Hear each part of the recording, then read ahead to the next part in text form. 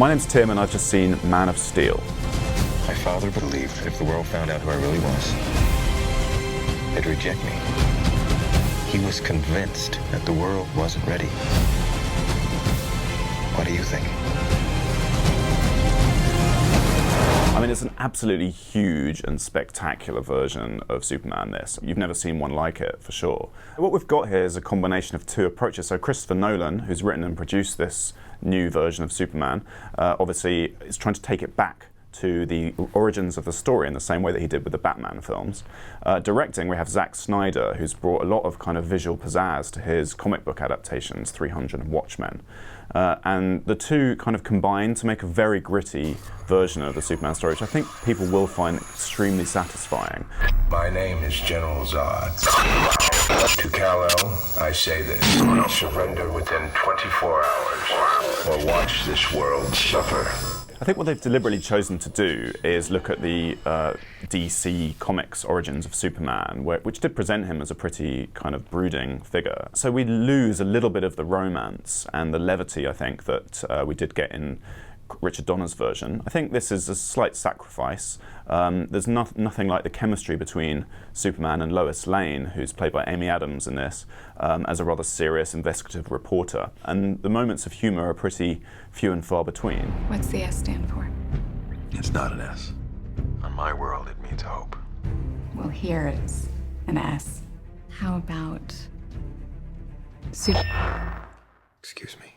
There's one really great element of this, though, which is that we're also dealing with the relationship between Superman and his two fathers. His real father is played by Russell Crowe on Krypton, and then his sort of human foster father, Kevin Costner, who has one marvelous moment trying to prevent him or deter him from a rescue. And that really does match the kind of emotional stakes of the Richard Donner version, where Glenn Ford played that character really well. You have to keep this side of yourself a secret. What was I supposed to do?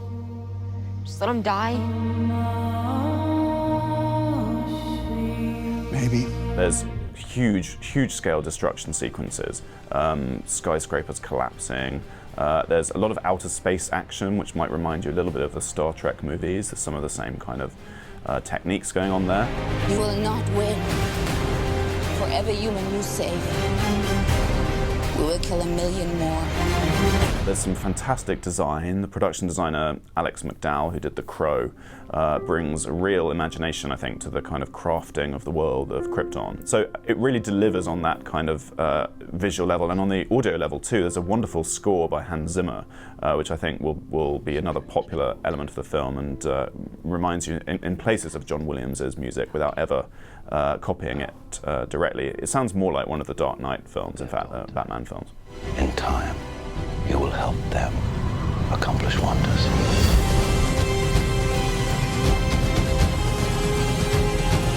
Final verdict is, I think this is going to satisfy people. It may not be absolutely everything we were hoping for, but it's still going to be enormous. You believe your son is safe? You can guarantee there are going to be sequels. I will find him! Please comment below with your own expectations for the movie or your impressions of it if you've seen it. If you want more first look reviews like this, subscribe to our I've Just Seen channel.